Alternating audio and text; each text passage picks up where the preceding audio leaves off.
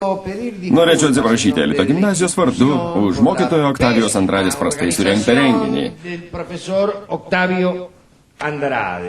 Mokykla čia visai nieko dėta. Tiesa? Visiškai.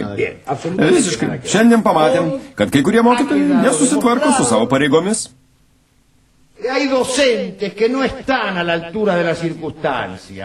Ne tik susirinko labai mažai tėvų ir mokinių, bet ir specialistai, kurie turėjo dalyvauti renginį ir buvo prižadėjusi vesti seminarą, o mes skiriam jam savo brangaus laiko, pranešė, kad neateis.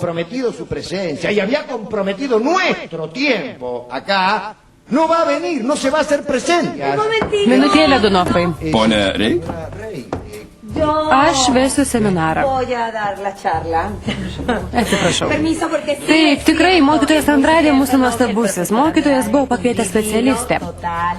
O po specialistės norėjo pakviesti kalbėti, ką nors iš tėvų. Kadangi specialistė nepasirodė, tad pradėkime nuo antrosios dalies. Aš kaip mama pasidalinsiu savo kuklę nuomonę. Pone Rei. Ko norit? Neatėjo ne tik specialistė, niekas neatėjo. Niekas neatėjo? O mes kas? Kas mes? Jeigu atėjome, vadinasi, mums labai įdomu. Pradėkim. Mano nuomonė. Atsiprašau, ponia. Ko norėjot? Nenoriu jūsų įžeisti, bet manau, kad artistai neturėtų vesti tokio seminaro. Ką? Nepritariu. Nesirūpinkit, Koluči. Kodėl? Kodėl artistai negalima? Mano kraujas raudonas ir karštas kaip jūsų. Duona užsidirbu sąžiningų būdų kaip jūs. Moku mokesčius kaip jūs. Tikriausiai meras irgi moka mokesčius, ar ne? Žinoma. Taigi turiu tokią pateisę būti čia. Atėjau kaip motina, ne kaip specialistė. Štai jums gyva diskriminacijos pamoka. Atsiprašau, Sonija. Ar galėtum pradėti iš naujo? Pavėlavau. Ne, mieloji, ką tik pradėjom. Taigi, kalbėsim apie seksualumą. Šita tema sudėtinga visiems. Ypač tėvams. Atsiprašau.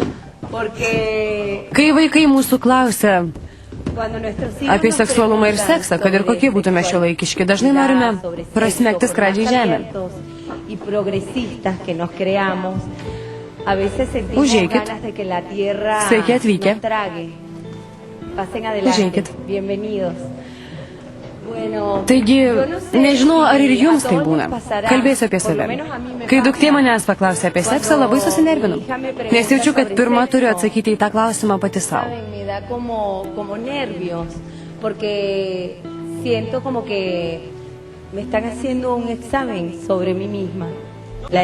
Norėčiau, kad visi dalyvautume.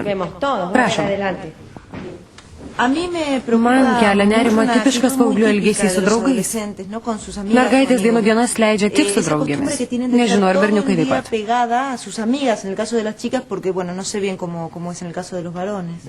Taip pat.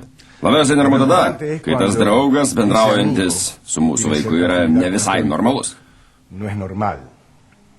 Man atrodo, kad atsakymo reikia ieškoti pačiuose mumyse.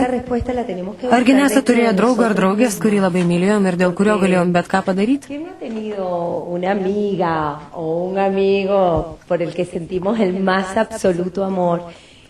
Man atrodo, kad tai visai nesusiję su mūsų vaikų lytinė orientacija. Man atrodo, kad seksualumas pradeda formuotis dar vaikystėje. Jis nėra įgimtas ir neateina savaime. Es un proceso que empieza en la infancia y no una tendencia innata o algo que viene al azar. Be to, tai kultūrinė savoka. Būtent. Kai kuriuose kultūrose biseksualumas yra priimtinas. Mūsų visuomenėje jis atmetamas, nes nukrypsta nuo normos. Bet tai nenormalu tik šia prasme. Juk visuomenės ir jų normos keičiasi. Tiesa? Por suerte las sociedades cambian, así como también cambian sus normas. Dabar priimtina tai, apie ką anksčiau nepagalvodavome. Tikra tiesa. Manau, kad čia didžiausia mūsų kartos dovana savo vaikams. Daug įvairialypiškesnis pasaulis. Vaikai dabar tikresni. Jie dažniau drįsta klausyti savo instinktų ir parodyti, kokie jie yra. Pritariu. Vienintelis neginčiamas blogis yra skriausti kitą. Šita samprata nepasikeitė per visą istoriją.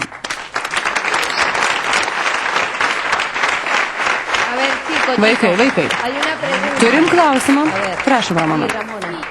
Norėčiau grįžti prie seksualumo temos. Gerai? Kai noriu padėti gidui, nesuprantu, ką jis man sako. Noriu paklausti, bet jis supyksta. Nežinau, ką daryti. Čia jau kita tema.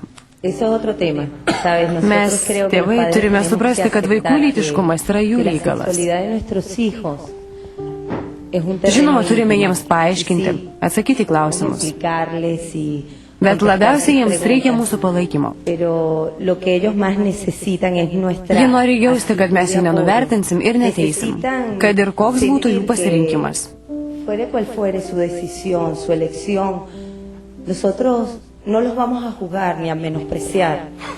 Atsiprašau, niekas nenori, kad jo vaikas būtų homoseksualas. Ne. Paprastai norim, kad jie būtų laimingi ir geri vyrai ir moterys. Tiesa? O šitam tikslui pasiekti daug svarbiau tai, ką darom, ne tai, ką sakom. Jeigu vaikas matys, kaip gražiai sugyveno jo tėvai, rezultatas bus visai kitoks nei tada, jeigu jis girdės, kad jo tėvas nevykėlis, o mama beprotė.